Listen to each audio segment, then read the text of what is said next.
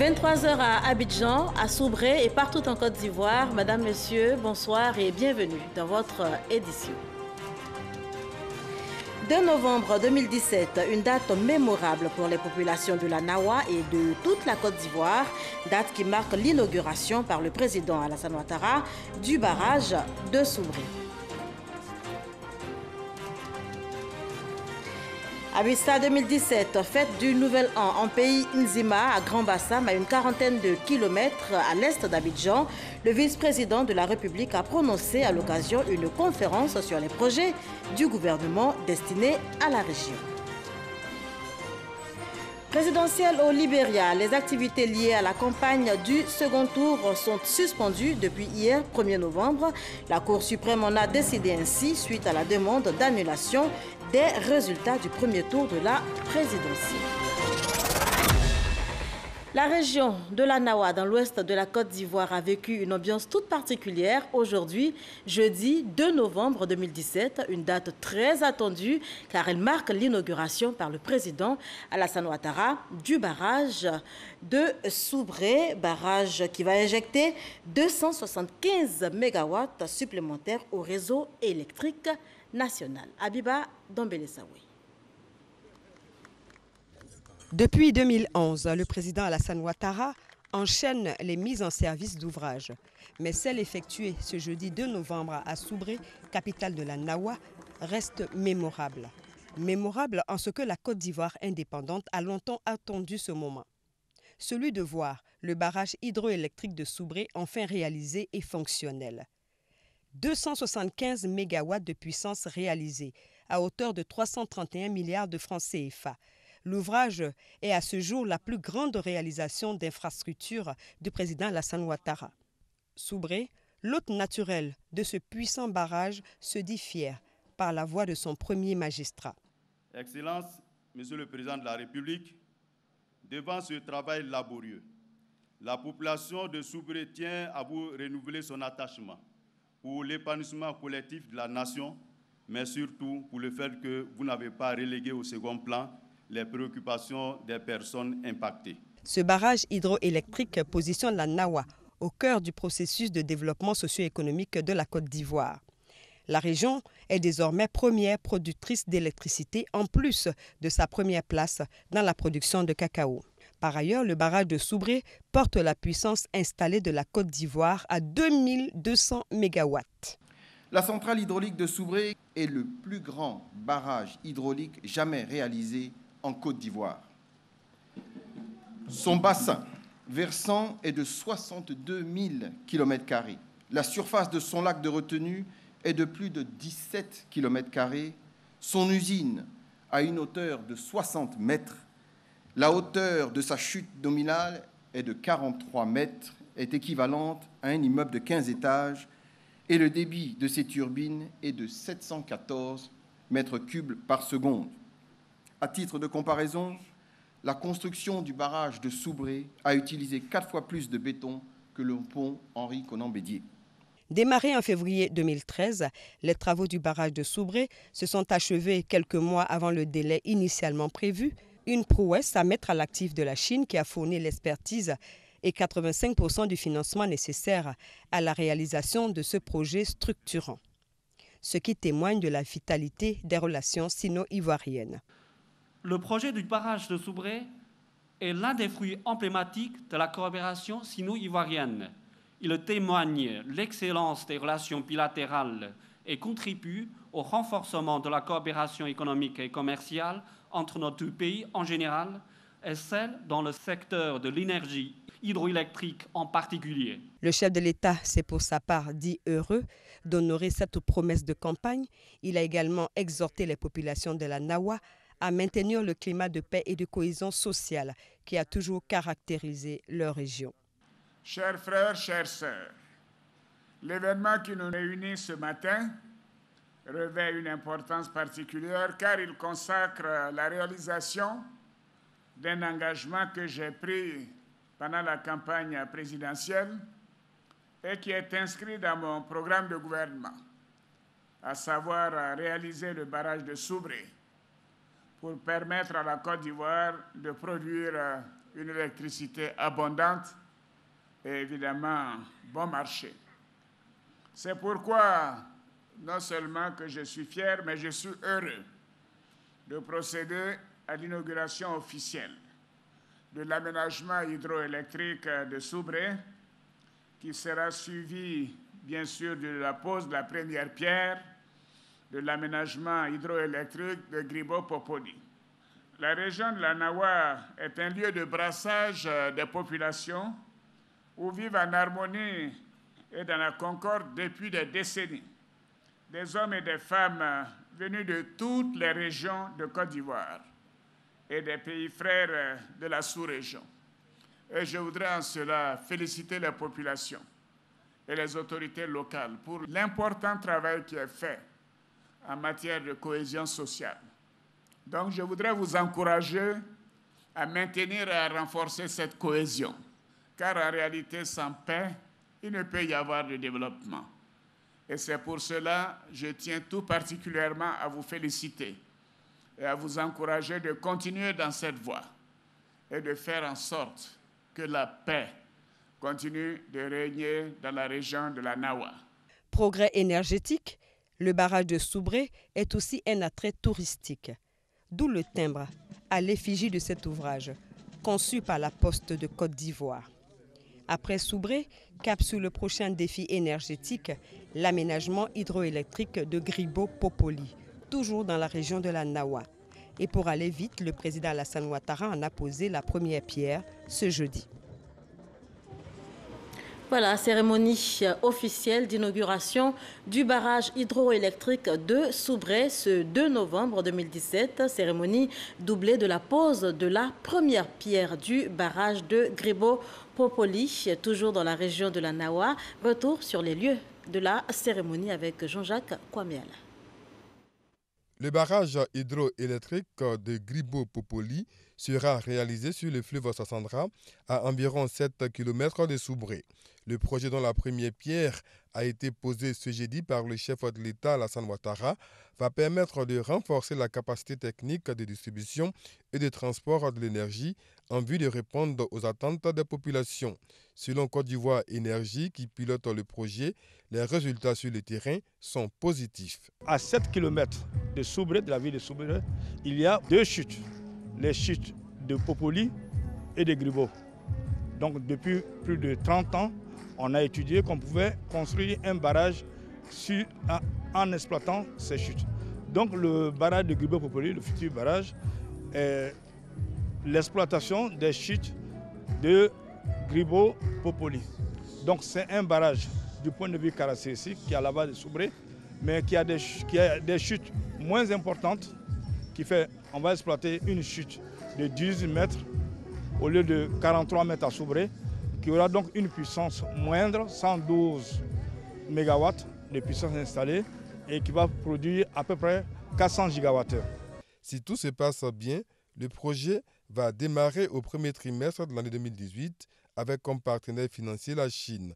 Coût des travaux, environ 150 milliards de francs CFA, durée 36 mois. Le projet de construction du barrage de Gribo-Popoli va porter la puissance installée en Côte d'Ivoire à environ 2310 MW. L'objectif est d'atteindre les 4000 en 2020. 275 MW rajoutés au réseau électrique national, 3000 emplois directs et 5000 emplois indirects. Le barrage de Soubré, un véritable trésor pour les populations de la région de la Nawa, mais également pour la Côte d'Ivoire tout entière. Je vous propose d'écouter quelques réactions. Quand on assiste à des œuvres aussi gigantesques que la construction du barrage de Soubré, c'est une très bonne chose parce que ça va booster la région de Soubré à un développement durable. Donc c'est un réel plaisir pour nous autres qui sommes cadres et originaires de Soubré. Cette cérémonie est historique pour des générations. Pour plusieurs générations, la Côte d'Ivoire va bénéficier d'un barrage. Je remercie le président de la République qui a mis tout en œuvre pour que ce barrage se réalise en seulement 4 années. 5 années en arrière, nous avons eu à travailler sur ce chantier. Et pour moi, aujourd'hui, c'est avec beaucoup de nostalgie que je retrouve ces sites qui... Nous avons connu beaucoup de difficultés sur ces sites pendant l'exécution parce qu'il n'y avait même pas d'accès. Aujourd'hui, nous voyons toute une ville et c'est vraiment, ça avec beaucoup de joie que nous retrouvons ce site. C'est une joie pour nous, la région de Soubré, parce que bénéficier d'un grand barrage de l'Afrique de l'Ouest, en tout cas, c'est une fierté pour nous. Je suis heureux que vraiment tout s'est bien passé. Je suis heureux que vraiment la Côte d'Ivoire, l'émergence 2020, vraiment, nous sommes persuadés qu'on ira vraiment à l'émergence 2020. Je dis merci au président de la République. Vraiment, mais Soubré est devenu grande ville. Et les barrages aussi qui nous a sauvés, nous tous. On dit merci au président de la République. Comme ça, et puis on va faire l'autre barrage encore, ça nous a donné à l'aise. Ce barrage hydroélectrique de Soubré a plusieurs avantages. Les avantages sont sociaux, sont économiques, sont politiques et sont d'ordre, je dirais même, générationnel. Parce que cela montre qu'Alassane Ouattara a de la vision. À travers ce barrage hydroélectrique, nous venons aussi renforcer des liens avec certains pays tels que le Mali, la Sierra Leone et le Libéria. C'est cela un État moderne. Nous sommes fiers d'être ici et de marquer l'histoire avec le président Alassane Ouattara et avec toutes ces grandes autorités qui ont démontré en réalisant cet ouvrage que la seule chose qui tienne, c'est le travail, rien que le travail. Et c'est la meilleure manière d'exprimer son amour pour son pays. Et à juste titre, elles sont sorties nombreuses, les populations de la région de la Nawa, venues donc des 4 coins de la dite région, mais également de toute la Côte d'Ivoire pour accueillir le chef de l'État, le président de la République, Alassane Ouattara, qui a eu droit à un véritable bain de foule, en plus des honneurs militaires, à son arrivée. Abou Sanogo. Le président de la République, Alassane Ouattara, a Soubré pour la mise en service d'un projet majeur, le plus grand jamais réalisé en Côte d'Ivoire, le barrage hydroélectrique de Soubré, qui est fin prêt après 4 années de travaux. Je suis très heureux d'arriver à Soubré pour l'inauguration du barrage hydroélectrique. Vous savez, c'est un grand moment, non seulement pour la région de la Nawa, mais pour toute la Côte d'Ivoire. Je voudrais saluer cette belle région, les populations de la Nawa pour leur hospitalité. C'est la 3e fois en quelques années que je viens. La pose de la première pierre, c'était en 2013, la visite d'État en 2015 et aujourd'hui pour l'inauguration du barrage.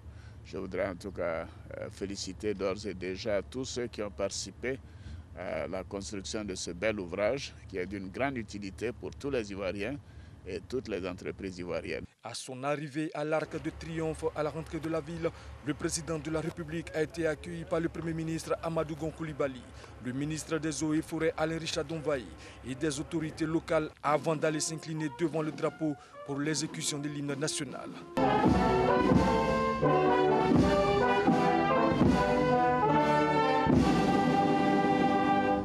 Il a ensuite reçu les honneurs militaires dus à son rang.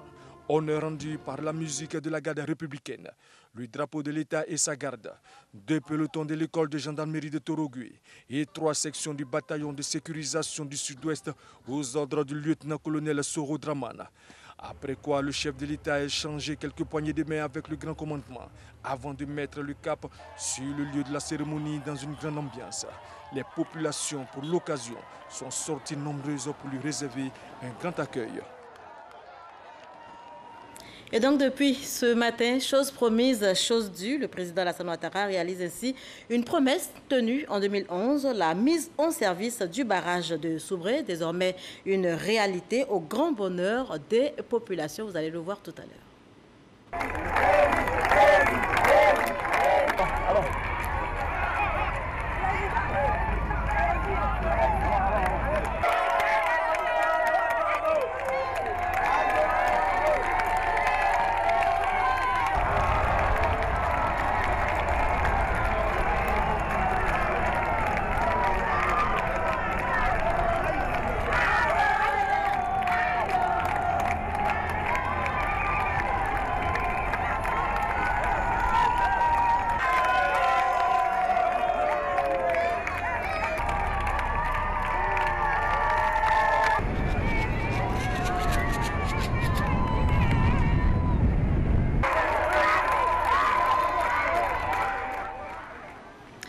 Voilà, beaucoup de joie, beaucoup d'émotions donc ce matin dans les rues de la ville de Soubré. Notez que la réalisation du barrage de Soubré est le fruit de la coopération entre la Côte d'Ivoire et la Chine.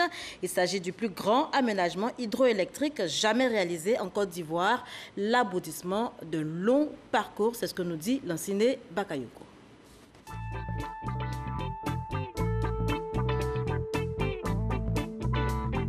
En 1962, les chutes de la Nawa, site du futur barrage hydroélectrique de Soubré, font l'objet d'une étude d'avant-projet sommaire par Électricité de France EDF.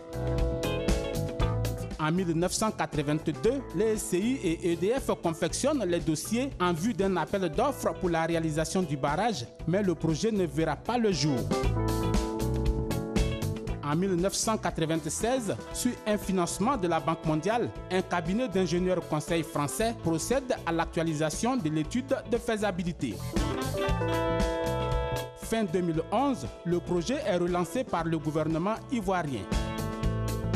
Après plusieurs tentatives de réaliser le barrage par le secteur privé, l'option du recours à un financement par Exim Bank Chine est retenue. La première requête de financement a été adressée à Exim Bank Chine le 16 janvier 2012. Après une évaluation préliminaire, un avenant commercial avec l'entreprise chinoise Sino Hydro est signé le 20 mars 2012. Cet avenant a donc servi de base à la nouvelle requête de financement et à la lettre de confort adressée le 19 juin 2012 à Exim Bank Chine. Le 2 janvier 2013, l'entreprise Sino Hydro arrive à Soubré pour le démarrage de travaux. La signature de l'accord de prêt interviendra finalement le 9 janvier 2013 à Abidjan. Ce projet d'un coût total de 331 milliards de francs CFA a bénéficié de conditions de financement attrayantes de la part des Chinois. Ce montant couvre en effet 85% du coût total du projet, soit environ 239 milliards de francs CFA. Les 15% restants, soit 92 milliards de francs CFA, ont été mobilisés par la partie ivoirienne. Ils ont été orientés vers les indemnisations et autres mesures sociales et environnementales. Long de 4,5 km sur 20 mètres de haut, avec une hauteur de chute maximale de 43 mètres et un réservoir de plus de 83 000 m3, le barrage de Soubré devrait permettre d'assurer l'autosuffisance énergétique du pays et d'en faire le pôle de la sous-région ouest africaine en matière d'électricité.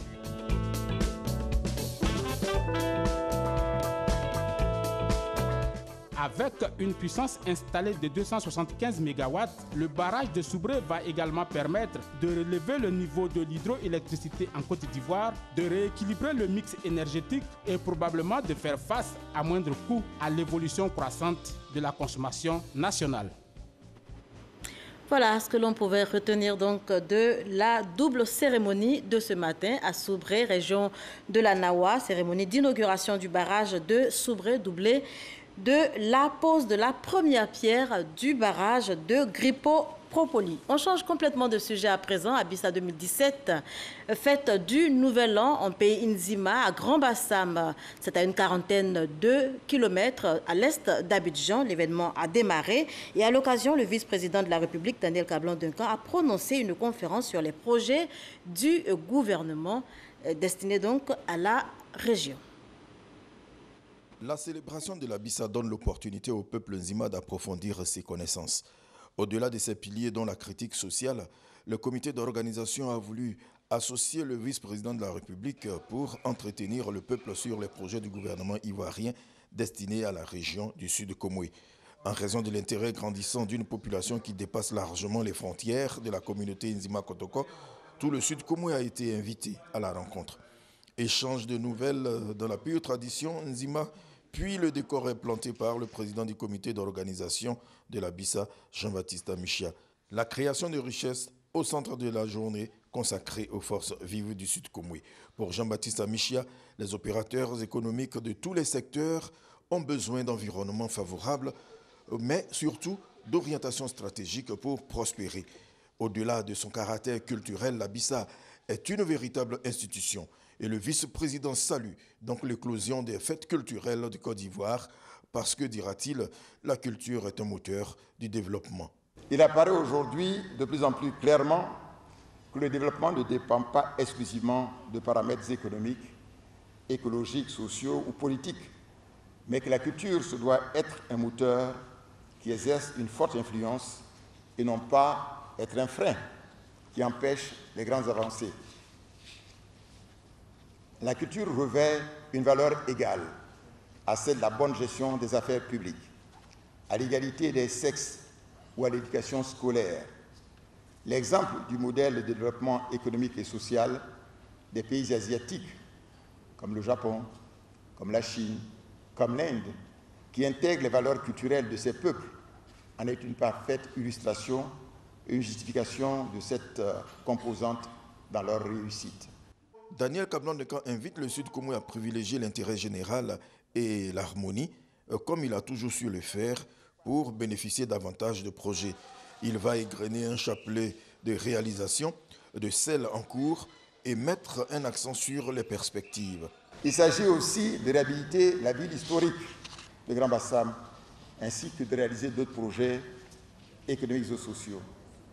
Il s'agit également, et c'est important, de mettre en valeur la voie express électrifiée d'accès à Grand Bassam. Mais il nous faut un beau plan d'urbanisme afin d'éviter les lotissements anarchiques actuels. Toute chose qui va permettre au Sud Komwe de se développer, mais surtout permettre à la première capitale ivoirienne de mériter son inscription sur la liste du patrimoine mondial de l'UNESCO. Ici à Abidjan, dans la commune de Cocody, le nouvel ambassadeur de France était chez le président du PDCI RDA, Gilles Huberson, rendait une visite de courtoisie au président Henri Konan Bédié. Alexis Ouedraogo pour plus de détails. Il est le nouvel ambassadeur de la France en Côte d'Ivoire. Gilles Huberson, ancien gendarme, 56 ans, était ce jeudi à la résidence du président Henri Konan Bédié. Une visite de courtoisie. Je viens d'arriver, il est donc normal que je rende visite au président Bédié. Et je me réjouis de cette rencontre. Avant la Côte d'Ivoire, Gilles Huberson était ambassadeur à Maurice en septembre 2016. Il a aussi été en poste à Bamako de 2013 à 2016. Les acteurs de l'industrie pharmaceutique du monde arabe et leurs partenaires africains sont réunis en ce moment en Côte d'Ivoire pour la 4e édition du Salon international de la santé et du matériel médical, édition lancée par Henriette Konan Bédié, ici même à Cocody. Allah, Marcel et Issaïo. Le Salon international de la santé et du matériel médical, Medical Expo Côte d'Ivoire, MEXI, ouvert au Sofitel Abidjan Hôtel Ivoire. Cette 4e édition du salon couplée avec la rencontre acheteurs, vendeurs sur des produits pharmaceutiques et les industries connexes vise à développer les liens commerciaux entre les entreprises arabes et africaines. La ministre de la Santé et de l'Hygiène publique a salué les opportunités offertes par ce salon et les progrès réalisés par la Côte d'Ivoire dans le domaine de la santé. La Côte d'Ivoire possède un important dispositif sanitaire constitué de plus de 4000 établissements publics et privés. La disponibilité des médicaments et le renforcement des plateaux techniques de qualité deviennent donc une obligation et le gouvernement ivoirien en fait une priorité. Marraine de la cérémonie, Mme Henriette Konan Bédié a profité de l'occasion pour encourager les acteurs du secteur de la santé dans le monde à renforcer cette coopération. De nombreux efforts ont été faits et je me félicite des résultats obtenus. Nous avons le devoir de vous soutenir, car la santé des populations est l'affaire de tous. Consciente que la maladie du rein demeure un fléau dans notre pays, j'ai décidé depuis de longues années d'apporter ma contribution et de bâtir un centre de dialyse et de greffe rénale. Ce 4e salon, placé sous le thème Coopération internationale et développement du système de santé en Côte d'Ivoire, enregistre 150 exposants et attend 15 000 visiteurs. Le salon prend fin le 5 novembre prochain. Une autre rencontre sur les bords de la lagune Ébrié. Elle réunit des experts des pays membres de la CEDEAO qui réfléchissent sur les stratégies sous-régionales de gestion des produits chimiques et des déchets dangereux. C'est avec Grace Kando qu'on en parle. La mauvaise utilisation des produits chimiques et des déchets dangereux constitue une menace pour la santé des populations et pour l'environnement. Les pays membres de la CEDEAO sont confrontés à ce problème. Pour une gestion saine et durable de ces produits, une rencontre interministérielle sur l'adoption des stratégies sous-régionales se tient. La Côte d'Ivoire, dont la politique de gestion rationnelle des produits chimiques demeure l'une des priorités du gouvernement, soutient tout naturellement toutes les initiatives internationales et régionales et même des actions de recherche de solutions durables pour la gestion rationnelle de ces produits. Toutes les activités de production, de transformation, de consommation, d'échange et d'élimination dans la région se doivent d'être conduites à tous les niveaux et à toutes les étapes en étant contrôlées et maîtrisées dans un environnement sain depuis les flux de matières premières jusqu'aux déchets et aux processus finaux. Des axes stratégiques de gestion des produits chimiques et des déchets seront définis en vue de réduire les capacités de pollution. Hier, 1er novembre, la communauté catholique célébrait la fête de Toussaint, fête de tous les saints, témoins donc de Christ, célébration qui se confond bien souvent à la commémoration des défunts. Ignorance ou anticipation, Soro Corona et Kwadio Kwame, Jean-Daniel de Dieu se sont intéressés au sujet. Ngué-Saint-Paul et sa famille sont au cimetière du village de Golikro pour l'entretien de la tombe de leur défunt père. Pour lui, la fête de la Toussaint l'oblige à avoir une pensée pieuse pour tous ceux qui nous ont dévancés dans le royaume céleste. Toussaint, c'est la fête des morts comme nos parents, ils sont décédés. Il faudrait qu'il y ait un jour pour pouvoir venir nettoyer sur leur tombeau. À quelques mètres de Ngué-Saint-Paul, c'est tout le village qui est à la tâche dans le cimetière. Réparation et construction de tombes, entretien de toute la nécropole.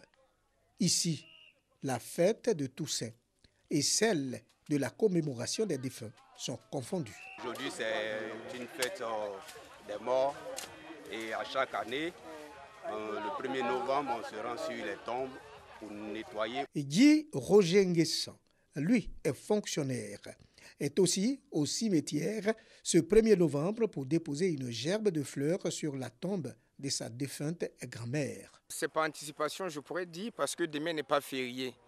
Et le travail étant préoccupant, on a préféré venir ce jour-là, venir honorer nos parents qui nous ont déjà dévancés dans l'au-delà. C'est quoi donc la différence entre ces deux fêtes de tradition chrétienne? Compte tenu du calendrier qu'offrent les États, il se trouve que le 1er novembre, qui est le jour de la Toussaint, qui est déclaré comme jour férié, donne la possibilité à tous les chrétiens de se rendre sur les tombes pour offrir une gerbe. Si on veut bien voir, le jour qui est bien précis, c'est 2 novembre où nous commémorons tous les morts, nous prions pour tous les morts.